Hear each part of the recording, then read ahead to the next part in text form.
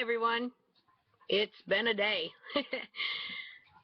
I made some choices today, and let me get the glare off here so you guys don't have to worry about seeing such a glare off my eyes. Alright, I made some choices today on things like my income, my work camping hours, things like that. So I thought I'd share with you. I did get a few more people that sent me an email and told me a little bit about themselves for some cards, Christmas card that I want to send out. I still would like to send 20 if I can get some more people that want a Christmas card from these Nomad Adventures. Some of them are going to have a little surprise in them. I do understand if you don't want to give out your address, so that's fine. I mean, I'm not a stalker or anything like that, so I'm not going to send you hate mail and things, but I just thought it would be a nice idea because I'm a giving person. Cards don't cost a fortune, so I'm able to do that. Stamps don't cost a fortune. And it's just a little something I can do and give back to you, my subscribers, that like to watch and follow along with me. It's kind of like a thank you thing to you. So that's kind of how I see it. Plus, Christmas is one of my favorite times of year, and I've always enjoyed getting and giving Christmas cards. I mean, you very seldom see people nowadays that actually do snail mail and send out Christmas cards.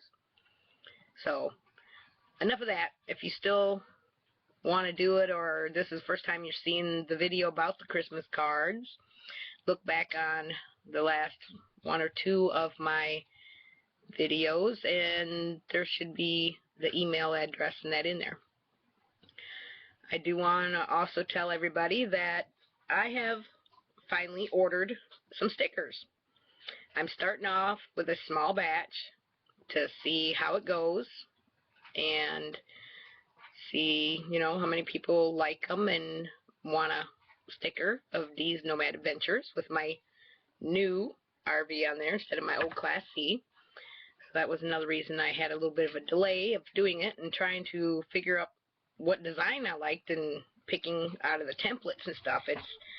You'd think it'd be an easy thing, but believe me, it is not easy trying to figure out which one. There's so many neat ones. You don't want them too large. You don't want them too small. They are good quality stickers. They are the indoor-outdoor type, so you can put them on the outside. I'll have to look up what they said on the place I ordered them from, but they are good quality stickers for inside, outside, withstand rain and all this other stuff. So I hope that when they come in, I will show y'all my new stickers. And okay, I pretty much just got in the house for the night. It's like 8:17 here, and I left at, what was it, 11 o'clock this morning. I'm just now getting home, settled in.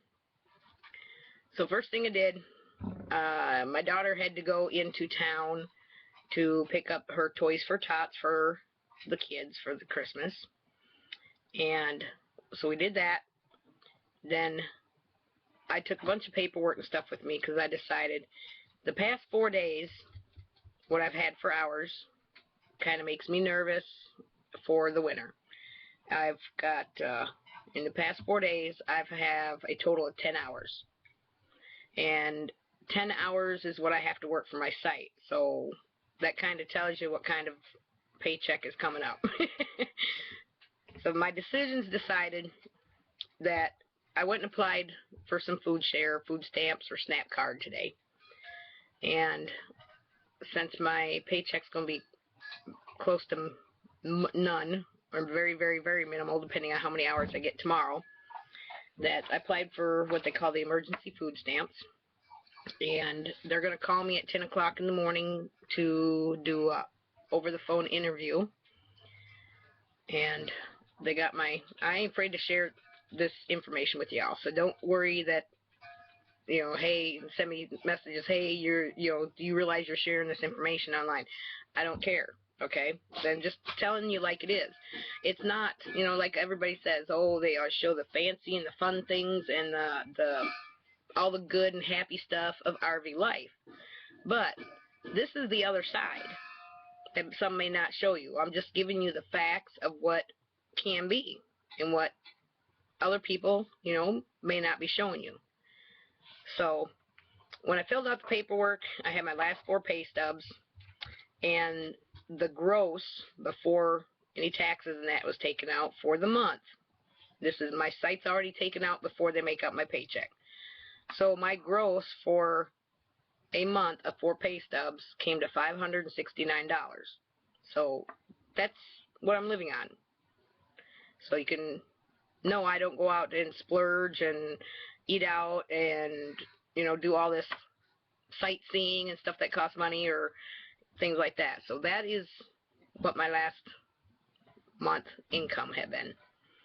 So you gotta take out the $250 for my new camper payment, about $40 a month for medications, and depending on the temperature outside, how much propane I go through for heat. I don't use just strictly propane. I do have some electric heaters, but remember, you're on a 30 amp, so you can only run so much at a time. So I have to have the LP backup heat. So you got that, and then you're just, your necessities, your RV toilet paper. I don't have to worry about shampoo and stuff. Not enough people left some in the bathhouses this summer to where I didn't have to worry about it. And my doggies, of course, they got to have their dog food. So just to give you a general idea. So I did apply for that, and I will have the interview in the morning on the phone. It'll take like 6 to 8 days for me to get my card. They do know I'm a work camper. I've told them, that about being a work camper. I've been here since May, and I will be here till next November. And they know that so much of my work is going for my site. They will be verifying that with the managers, so they got all that information. And then afterwards, we went and had a little bite to eat for lunch. Had a cheap chicken sandwich, enough to tide you over for a while.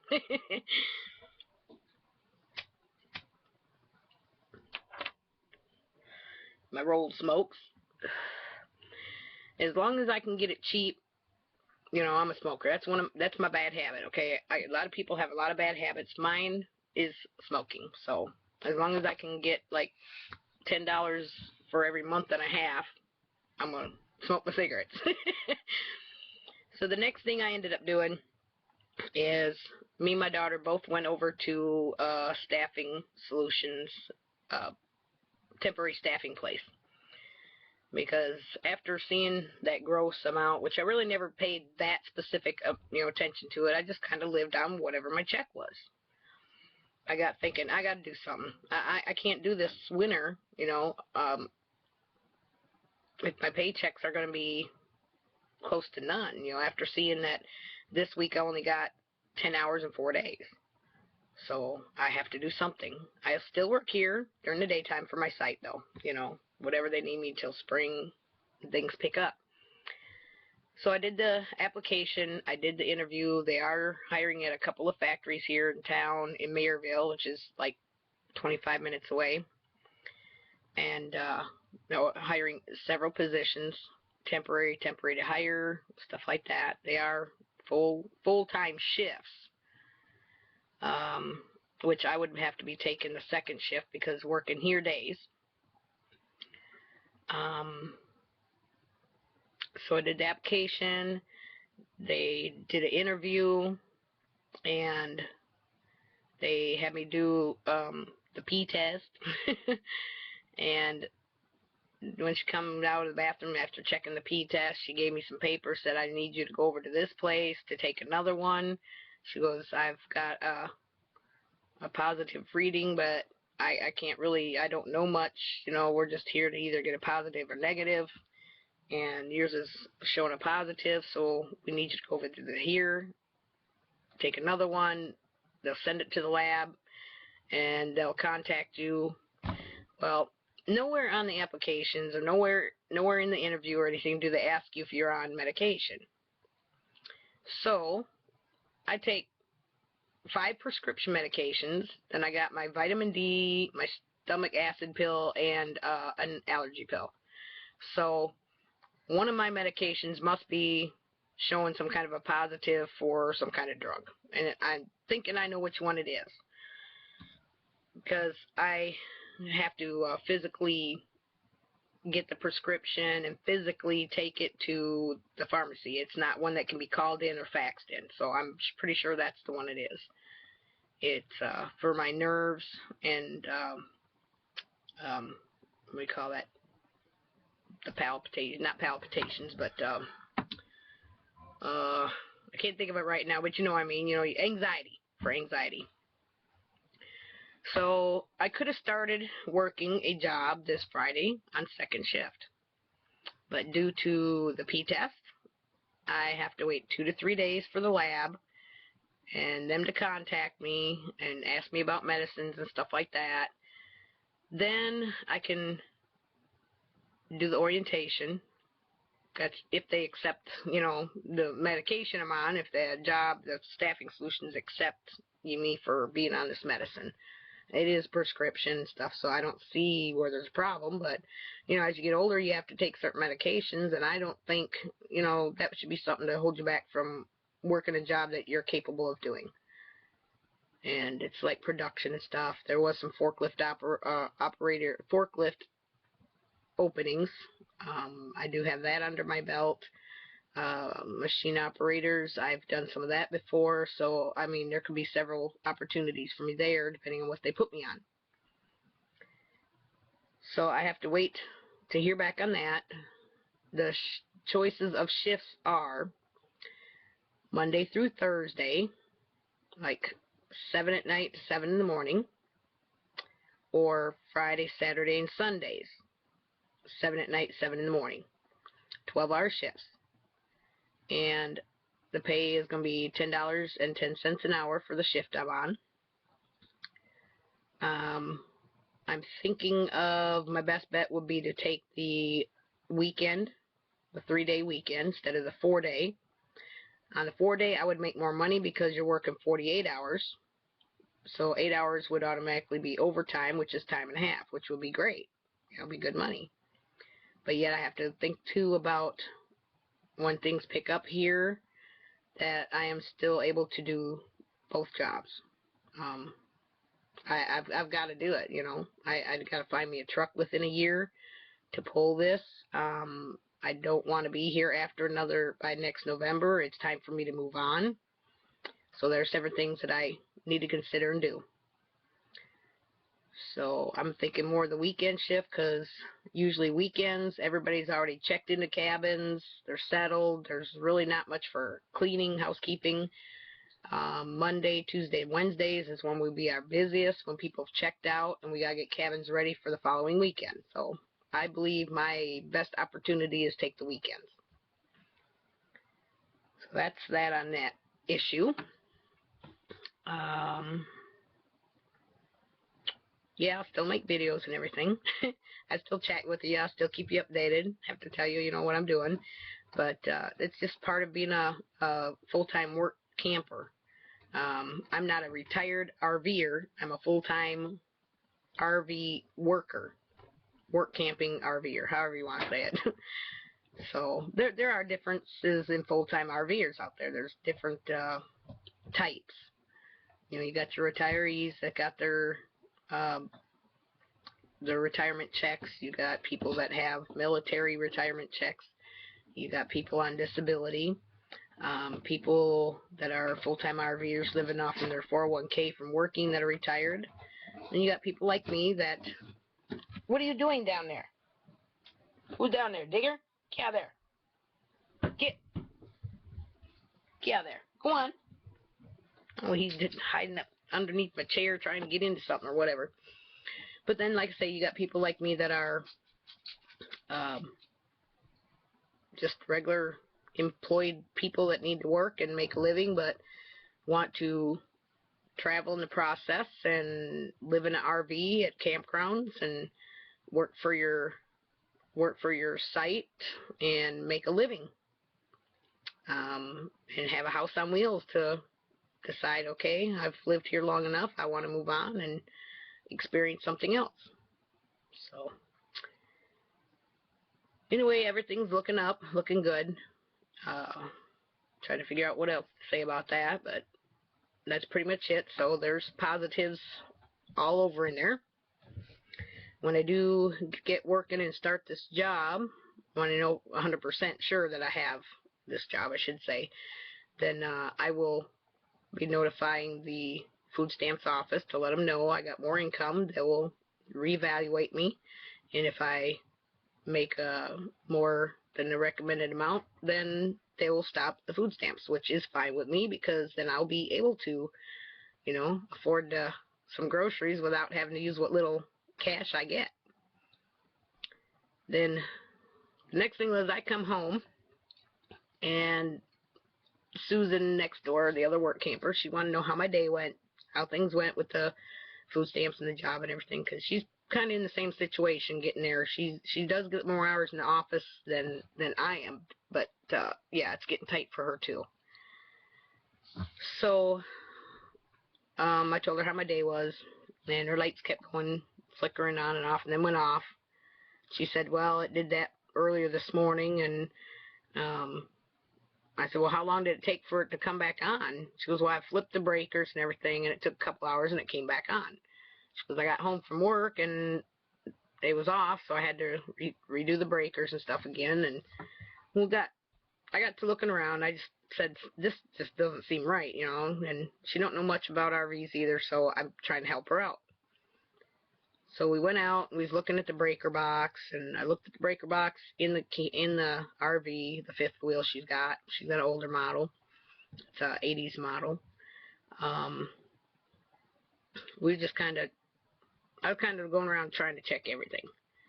I checked all the little fuses, thought maybe one of her little blue, one of the little 15 amp fuses might have burnt out or something, but it just seemed weird that, why would everything go? Why would all the lights, and it didn't trip the brake or anything, and it's like, this is too weird.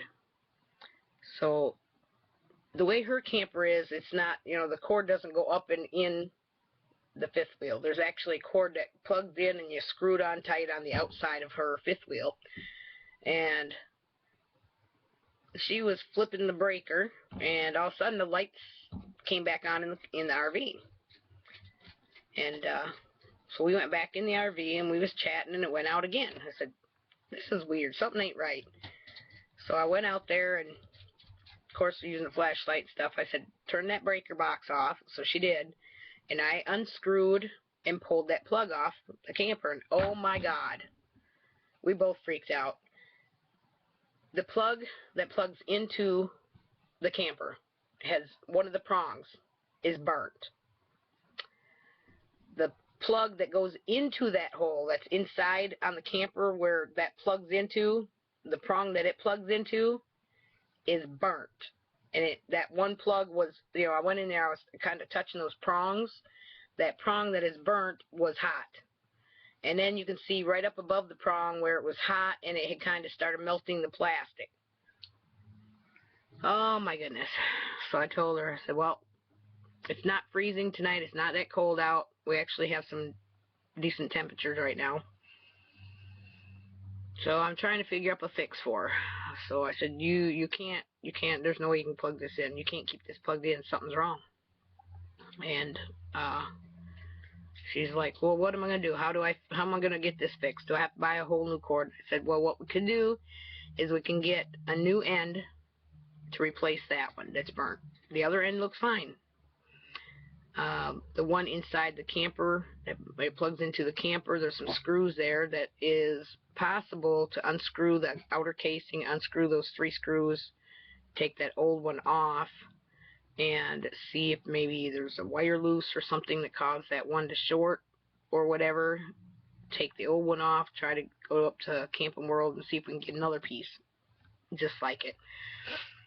So she gets off at 1 tomorrow. I'm sure I will be done by 1, the way this week's been going. And I told her that I would ride up there with her, see what we can do. And, if nothing else, she can get the parts, and I can go ahead and, splice them and wire them back in. That way we can also talk to somebody there to see if they think that's just what it was, is the plug just was bad or what. I looked into her cubbies and stuff where the battery is, where the cables run to the battery. Tried to look anywhere I could see any wires to see if I seen anything that was like maybe could have melted or something like that, and I couldn't see anything. It was just right at the plug. So that poor girl, first it was with her LP tank and she had a gas leak and all that. I don't know if I told you guys about that. That was about a month ago. Now this thing with her cord, and thank God we ain't got a cold winter, because she would have to find, I mean, I could offer her to stay in here too to stay warm, but she's very stubborn, hard-headed, kind of like me. And when she had the propane leak, she wasn't gonna bother me and stay in my camper. She was gonna go sleep in the laundry room. I said no. But anyhow, seems like this video is getting kind of long, but that's been pretty much my day. So I've been over there trying to help her, and we got extension cords that we run from the site that's empty next to her, and run extension cord in so that way she could plug in a little heater if she needs it. From her power box is the regular outlet, so we put 2 extension cords in there, and I was able to pop her screen enough to where from the back side we run them through the screen into the RV, and then she cranked it closed. And I said, if you get a draft, just take a towel and stick it in the crack between the screen and the window. So at least she's got a choice of 3 cords to use to have some light. If she needs to turn on her little heaters, she's borrowing my 2-burner electric cooktop, so if she needs to cook something, I took her this little cooler that my mom brought up here. It's like a Playmate, but it's bigger, and let her borrow that so she can put stuff from her refrigerator in the cooler, because I mean, you gotta keep it cold. So tomorrow we'll just have to see what we can do and what we come up with. But yeah, that's been my day, folks. So that's about all I got to tell you. I think that was quite a bit. It's like a 20-some minute video, so I don't want y'all to be bored, so I'm going to cut her off and call it a night and do some relaxing and go from there. Tomorrow's a new day, right? Right. Y'all have a great day, and I'll be seeing you soon. Smiles. Cheers. Have a great one.